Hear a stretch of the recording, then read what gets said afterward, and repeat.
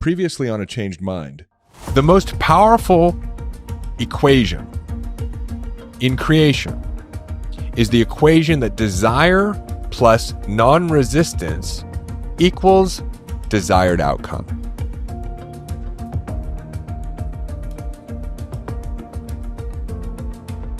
What is creating the resistance in your life? If the name of the game is have desires, which I know you have, identify the resistance and learn how to drop the resistance so you can be in non-resistance, so that the natural functioning automatic mechanic, internal and external, can work and produce the results that you desire, then the name of the game becomes identifying the resistance and learning how to transform the resistance. Now, I'm not going to be able to go through the 4 resistances I'm about to share with you and give you the tools to transform every single one of them. Again, you can listen to other episodes on podcasts. You can watch other episodes on my YouTube channel. You can go to www.davidbear.com, subscribe to our email list, get some free trainings, maybe go deeper into the work, check out the Whole Human Framework, where we walk you through our 12-step process of identifying your desires and the resistances you have to them so that you can be operating according to this equation. Desire plus non-resistance equals desired results. But I want to share with you the 4 resistances that we've identified. Okay? I'm going to go through them with you quickly here. Number 1 are what we would call limiting beliefs. They're your run-of-the-mill limiting beliefs, because the 4 resistances are actually all limiting beliefs, right? All what we would call unintelligent thinking, all forms of thought that are not aligned with the desired results that you have for your life, right? But the first one is limiting beliefs. And so we talked about a lot of them in this episode, other episodes. Beliefs like money's hard to make, I'm going to be alone for the rest of my life, I'm never going to overcome this health challenge that I'm having, I have to figure out the perfect plan in order to produce the result that I want, I need to hustle and grind in order to produce great results in my life, I can't trust people, right? All of these are limiting beliefs. And we saw how your limiting beliefs through the internal and external mechanisms produce the results of your life. That's how thoughts become things. The second type of resistance is a resistance that seems to lock in some limiting beliefs. In other words, as you start to get into transformational work, personal development, whether it's through the tools and technologies and frameworks we teach or what you're learning from other great teachers that are out there, you start to change your life. And that's because you start to experience a changed mind. You start to change some of your beliefs. And as a result, you change the way you think, you change the way you feel, you change the way that you act and you show up in the world, and therefore you change your results. But I want you to think about right now, is there a limiting belief that you know that you have, that you know that you've had for a long time, and even though you've worked on it or you're aware of it, you haven't been able to shift it? Maybe it's a belief about yourself, right? Maybe it's that you're not doing enough, that you're not as far along as you should be. Maybe it's a belief around time. Maybe it's a belief that there's just not enough time to get it all done. And so you're experiencing overwhelm and anxiety and stress in your life. Right? Why have you not been able to change this belief when you've been able to let go of other limiting beliefs? Well, what we found is that as a result of us developing our beliefs, most of them in relationship with other people, in other words, they taught us what to believe, or we had experiences with them that we developed beliefs around, we developed resentments for certain people, these people. And the resentment is like a cord between you and the other person that prevents the limiting belief from being transformed.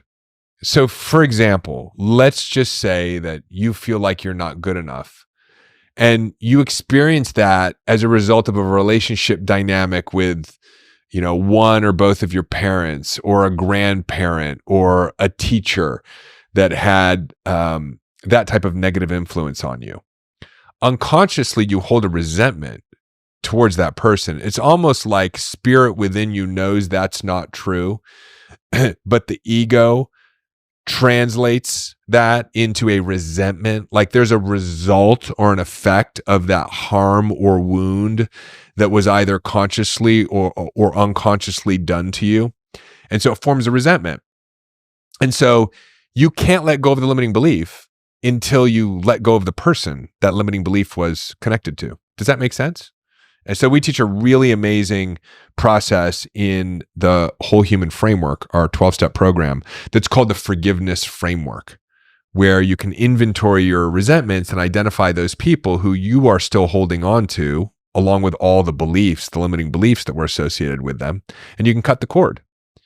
But sort of the second area of resistance is a result of resentments, right? So we have limiting beliefs, and then we have resentments that are holding or entrenching some of our limiting beliefs at a deeper level. The third resistance is what we call the core program. I'm going to share with you a quick story about how I discovered the core program. It was around March of 2022. And, I had been in transformation and personal growth for over a decade. I had been teaching for 7 years, doing a lot of work myself, and I ended up having a breakdown. And it was that period of my life, I was experiencing some health challenges.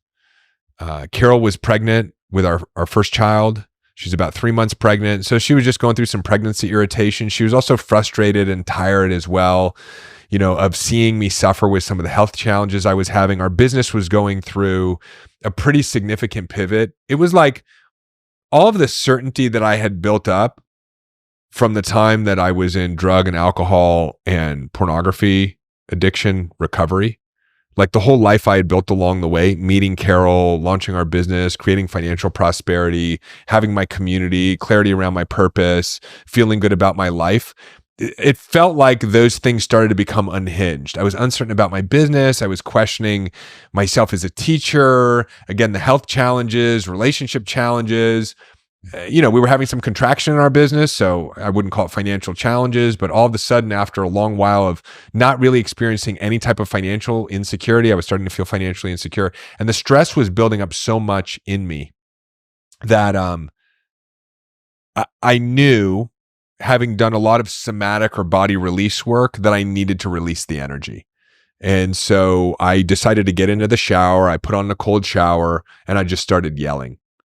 And Carol came running in, and my mother-in-law, Diana, came running in. They were like, "Oh my God, like what's wrong? What's wrong?" And I was like, "I think I'm okay. I just have to keep yelling. I have to get this energy out. I don't know what's going on. I've never felt this level of stress in my body before." And I got out of the shower and they laid me down on the bed, and they called a very good friend of mine who's a powerful transformational teacher, and he did an energetic process to get my system to calm down. And then we called my brother, because some of you may know Coach Mike Baer. And Michael jumped in to get me some psychiatric help.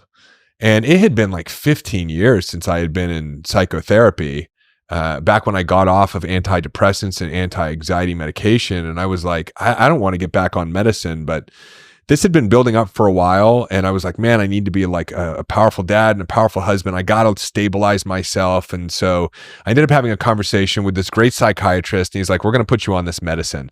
And there was this intuition I had, which was like, don't get on the medicine. You're meant to work through this. And hey, it's David. Just a quick interruption to your regularly scheduled episode by your favorite sponsor, moi.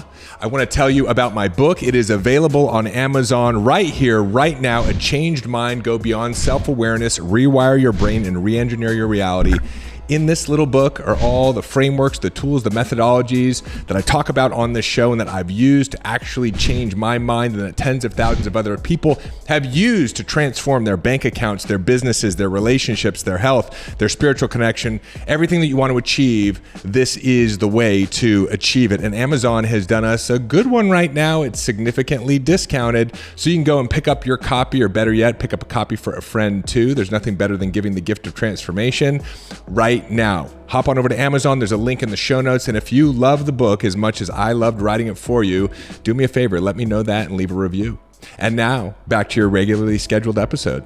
I tried the first medicine, and 2 days later I said, hey, I'm feeling this what I think is a side effect. And he said, yeah, that is a side effect. We got to get you off that medication. He's like, well, put you on another one and it doesn't have any side effects. I was like, okay. So he puts me on this other medication. And 2 days after that, I said, hey, I'm experiencing this thing that I think is a side effect. He's like, oh my God, like that's a really rare side effect. And what my brother had encouraged me to do and what really felt right to me was actually to get back into the 12 steps of Alcoholics Anonymous and work the 12 steps again, because it's a really powerful technology. And so I started going to AA meetings again, even though I wasn't struggling with my drinking, and I started working the 12 steps around my worry, because that's what was really building up so much tension in my body. It was, I felt like I was just always, I was worrying about my health, and I was worrying about the business, and I was worrying about my relationship, and I was worrying about, like, I was having a kid for the first time. I'm like, what is that going to be like? There was just so much worry going on. And so I started working the steps around worry. And what was so interesting was at that time, Carol was going through her own, I don't know, like long, dark night of the soul. Is that how you say it? Like chapter. It was like a mini chapter. And so I was struggling with worry, and she was struggling with what I could see was control and letting go of control. And then my brother and I had really reconnected at a whole new level, and our relationship was just amazing. And so he was going through something at the same time, which was shame and guilt. And I was like, wow, I'm trying to let go of worry. Carol's trying to let go of control. Michael's trying to let go of shame and guilt. And that's when I realized that we were all working through at the same time is what we discovered was the core program. The core program is almost like a super limiting belief. It is something that each and every one of us do, thoughts we have, emotions we feel, core beliefs we have, that's really like the intersection of your parents' core programs. So like my dad, was kind of a critical thinker, and there was a right way to do things and a wrong way to do things. My mom sort of never felt good enough and always thought that bad things were going to happen. And so it's almost like those two had a baby program, which was worry for me. And it manifested in my childhood as well. There was an experience I had that caused me to believe that things could go bad and that I should worry about them. Carol had something happen in her life early on that caused her to believe that it wasn't safe to trust other people and she had to control everything. My brother had an experience, a specific experience around the age of 7, where he believed that there was something fundamentally wrong with him, and that and he felt guilt and shame as a result of it. And then that just continued to perpetuate itself. It actually started to build each of our personalities.